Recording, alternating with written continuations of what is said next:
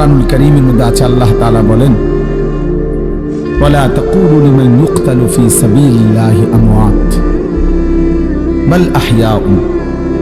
আল্লাহর পথে যারা শাহাদাত বরণ করে তোমরা তাদেরকে মৃত বলো না, বরং আল্লাহ নিজে বলতেছেন বাল আহইয়াউন, বরং তারা জীবিত, নিঃসন্দেহে জীবিত। রাসূলুল্লাহ সাল্লাল্লাহু আলাইহি ওয়াসাল্লাম বলেন, সবুজ পাখির ভিতরে তাদের রূহ জান্নাতের মধ্যে ঘুরতে থাকে। এজন্য সাইয়্যিদুনা ওমর রাদিয়াল্লাহু তাআলা আনহু আজীবন তিনি শাহাদাত কামনা করতেন। আল্লাহুম্মা ইন্নী আসআলুকা শাহাদাতান ফি সাবিলিক ওয়া ফি বালাদি রাসূলিক।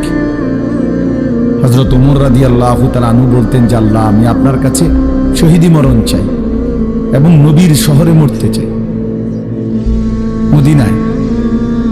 তো আল্লাহ তাআলা ঠিক যেভাবে দোয়া করছেন আজীবন, ওইভাবেই আল্লাহ তাআলা ওনার দোয়া কবুল করছেন। উনি মদিনাতেই ইন্তেকাল করছেন এবং শাহাদাতের মৃত্যু। ফজরের নামাজের ইমামতি অবস্থা মসজিদে নববীতে প্রথম কাতারে উনি ইমামতি করতেছিলেন। একজন অগ্নিপূজক কাফের ছদ্মবেশে চাদর দিয়ে শরীর ঢেকে এই বেঈমান ফজরের নামাজের ইমামতি করতেছেন ওমর রাদিয়াল্লাহু তাআলা আনহু। এই সময় ওনার কোমরের মধ্যে ছুরি মারছে, 7-8টা ছুরির ঘাই দিছে। এই অবস্থায় তিনি রক্ত ঝরতে শুরু করছে। তো উনি চাপ দিয়া ধইরা আগে পেছন কাতার থেকে, প্রথম কাতার থেকে হযরত আব্দুর রহমান ইবনে আউফ রাদিয়াল্লাহু তাআলা আনহুকে টেনে ইমামের জায়গায় না দাঁড় করায়া, তো বলছে, আব্দুর রহমান, আগে ফজরের নামাজ শেষ করো, তারপরে তোমরা আমারে ধইরো। তো উনি কাটা মুরগির মতো পাশে এই ব্যথায় তড়ফাইছে, কিন্তু সাহাবায়ে কেরাম আগে নামাজ পড়ছে, এরপরে উনারে ধরছে। তো এই আঘাতেই উনি শাহাদাত বরণ করছে।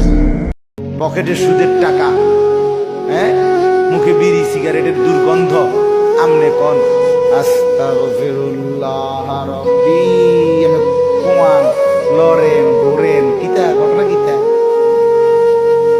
কার কাছে মাফ চাইতে আছে? মাফ চাইতেছেন কার কাছে? এন্দি উঠতেই আবার বিড়ি ধরেন, কার কাছে কইলেন আস্তাগফিরুল্লাহ? মানুষ এত বেহায়া কেমনে হয়? এত করে নগদ জাগাত খায়, জাগাত ব্রেক দেখি উন্দুরের ওষুধ, এরম বেশরম কেমনে হয়? আরে বলেন না, একজন মুসলমান এত নির্লজ্জ কেমনে হয় বেটা? এই মাত্র বললা আস্তাগফিরুল্লাহ রাব্বি, আল্লাহ মাফ চাই, মিন কুল্লি দামবিন, সব গুনাহ থেকে। উঠতে দেরি, বিড়িটা ধরাইতে দেরি না। এত বড় ডাকাত কেমনে মুসলমান? এত বড় ডাকাত হয় কেমনে? কি এটা কি ধরনের রাস্তা? কিসের মাফ চাইলেন? এটা এত শক্ত হয় কেন? শুধু কুদরিও মাত্র মাফ চাইছিও, খাও না খাও, আচ্ছা থাক, জানি ভাবে কেউ না দেয় তলে ধরা মুবিনি যত একটা কথা। আমার কি ভাই জাগা 3 দিন ধরে যে বাড়িতে মেয়ের বিয়েতে, ছেলের বিয়েতে যে ডেকসেট বাজাইলেন, কারে খুশি করার জন্য?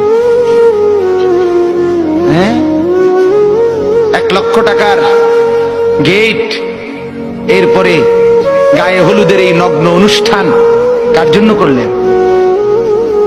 বেড়া বেড়ি সব, যুবক যুবতী সব একই মাইক্রো প্রাইভেট কারের ভিতরে যাতাযাতি করে বহাইয়া একখান থেকে একখানে নিলেন, কার জন্য? পুরা প্যান্ডেলের ভিতরে একসাথে বেড়া বেড়ি একত্রে খায়, নাচে, গায়, ফুর্তি করে, কার জন্য? শুধু সমাজ, সোসাইটি, পরিবেশ, সোসাইটি মেনটেন করছেন, সমাজ মেনটেন করছেন। ছেলেরা চাইছে, মেয়েরা চাইছে, বাচ্চারা চাইছে, এতে হেতে চাইছে, তো মালিক তিনি কি চাইছিল? ওনার কথা মনে হয় নাই? রাসূল সাল্লাল্লাহু আলাইহি সাল্লাম, তার কথা মনে হয় নাই? বলেন কিয়ামতের দিন নবী সাল্লাল্লাহু আলাইহি ওয়াসাল্লামের কাছে কোরআনে আছে, ফাকাইফা ইযা জিনা মিন কুল্লি উম্মাতিন বিশাহীদ ওয়া জিনা বিকা আলা হাউলা'i শাহীদা। নবীকে বলছে আল্লাহ, বন্ধু আপনার উম্মতের প্রত্যেকের আমলনামা আমি আপনার হাতে দেখাবো, আপনার হাতে, আপনার সামনে পেশ করব, আপনি দেখে কথা বলবেন আমার কাছে। সুপারিশ আপনি কইরেন, মানা নাই, কিন্তু আপনি দেখে করবেন।